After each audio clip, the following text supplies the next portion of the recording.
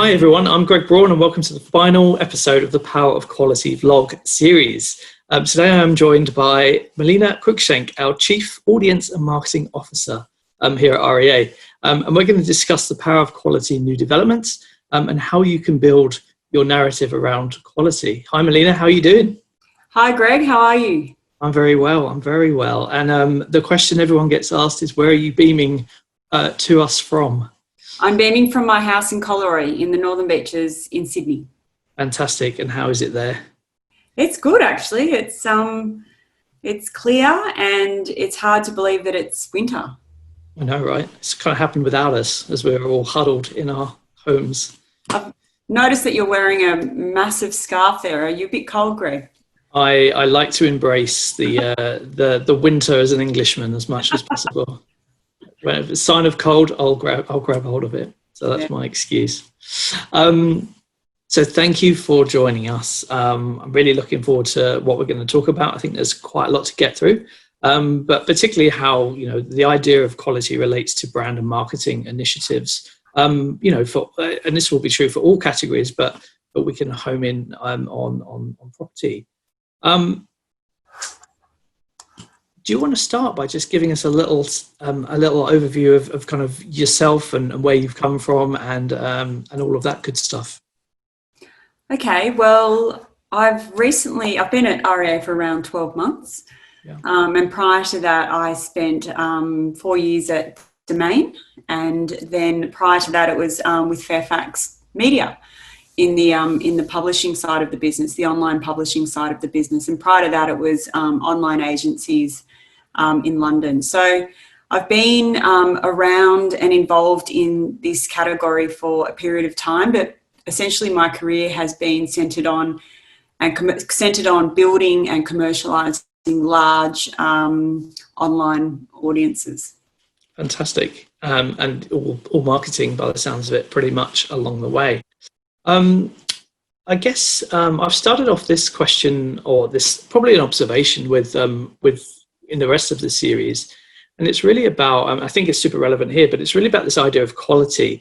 The word itself, it feels like almost like the word craft or vintage, in the sense that there's these words that are kind of bandied about quite a lot in just general parlance that to some degree had quite a lot of objectivity around them, but now feel quite subjective. Everyone's got a view, they're overused. With that in mind, and with all the things that one tries to communicate with a brand story, is quality kind of more or less important than it used to be? Where does the quality role sit?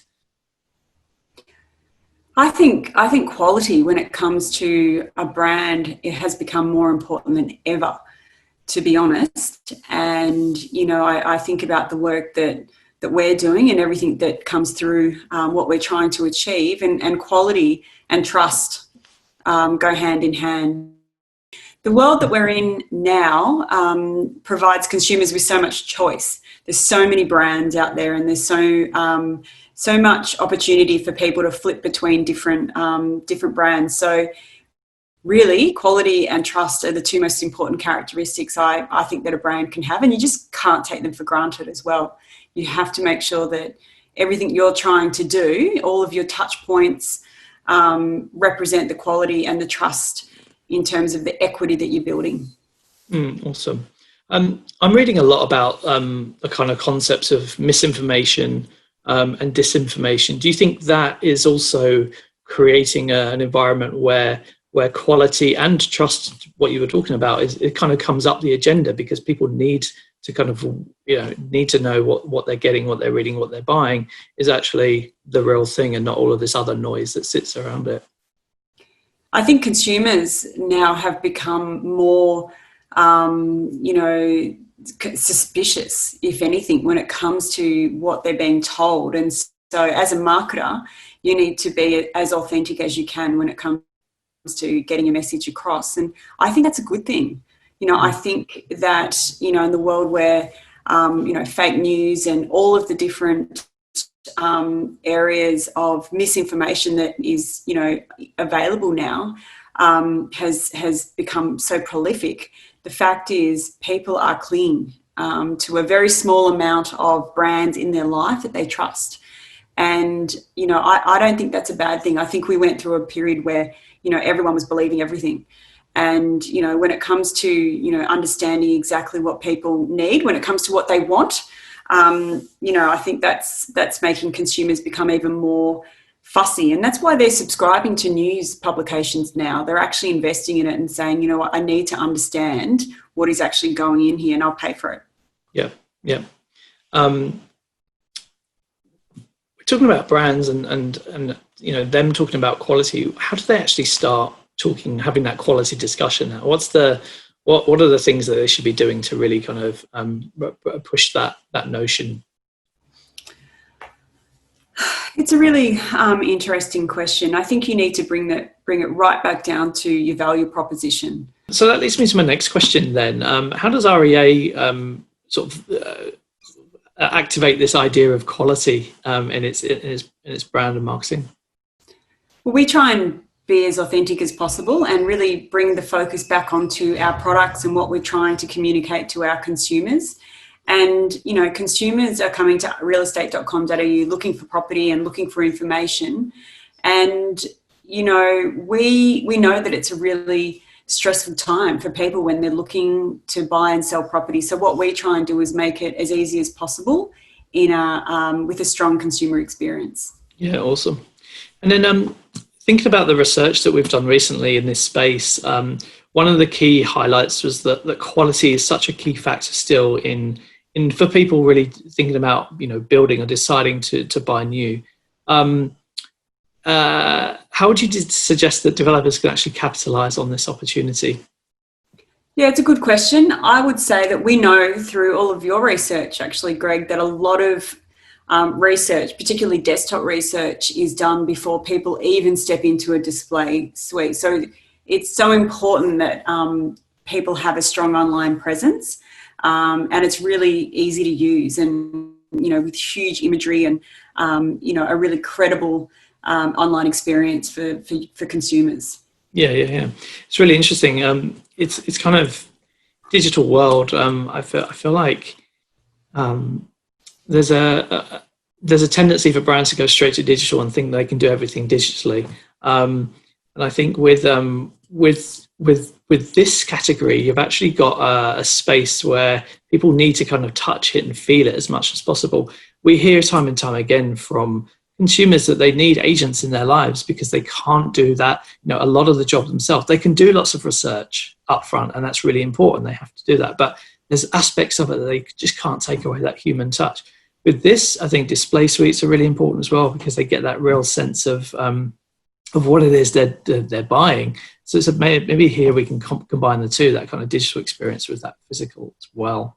And I think if developers can also be putting as many testimonials as possible onto their online environment, I think that's really useful. We're seeing that the review economy is just so powerful now. People are spending ages, for restaurants and travel and looking for a good agent and looking for a developer, and they're trusting what other people are actually saying. So I think that's a really important part of the whole process. Yeah, that word of mouth piece keeps coming up in the conversations I have.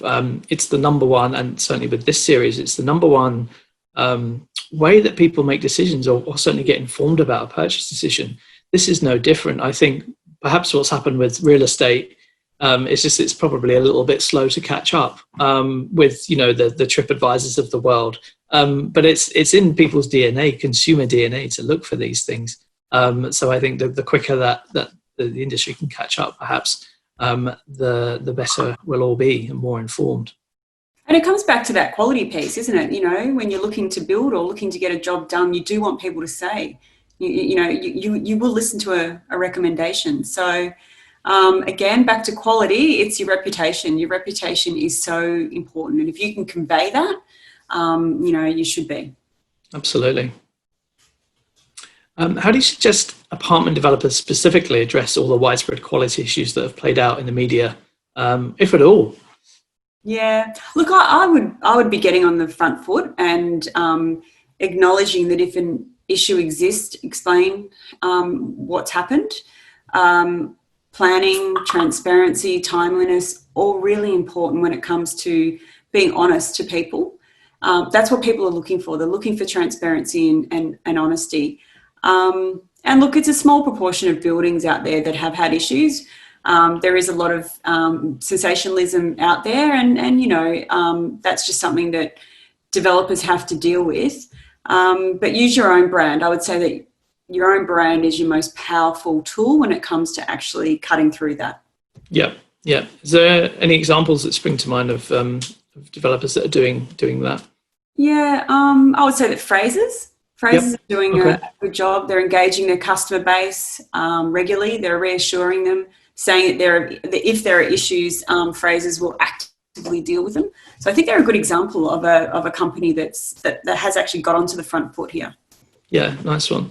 That kind of what springs to mind. I've recently done a review around just what brands were kind of thinking, feeling, and doing, and how consumers were acting around this COVID period.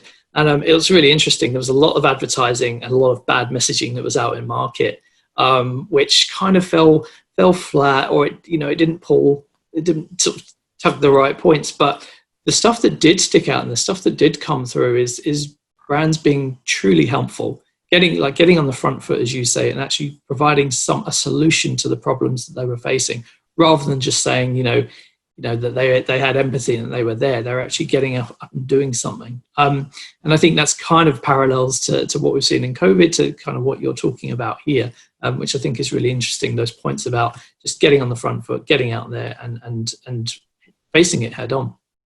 Yeah, I don't think I could deal with any more "we're here for you" messaging throughout this period, and that it was just so cheesy, a lot of this advertising, that it's hard to think that so much of it got through. But you're right, like, it's just about being honest. It's back to basics. Taking it more, I guess, broadly, quality can mean different things to different people. How do you build a story that resonates best with your given audience, your chosen audience? Well, firstly, I think you need to really be understanding the audience and who you're dealing with.